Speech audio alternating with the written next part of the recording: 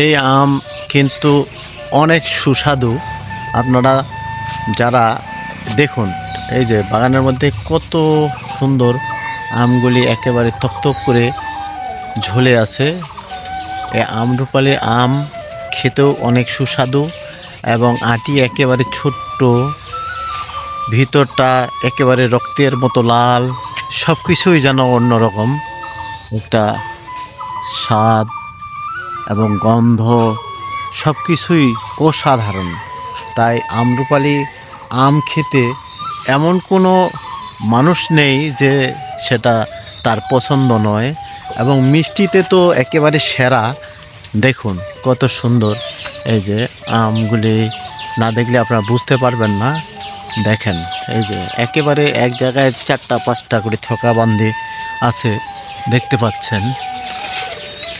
দেখুন, এই যে সেই বৃষ্টি হয়েছে যে কারণে কিন্তু আমি সব জায়গায় যেতে পারতেছি না। দেখেন একেবারে সেইভাবে আমগুলি ধরছে সব জায়গায় যেন। এই যে দেখেন কত সুন্দর।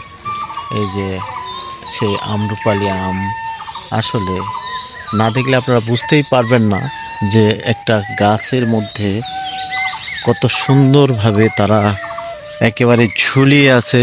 এই যে দেখেন অনেক সুন্দরভাবে, এই যে দেখতে পাচ্ছেন আমগুলি।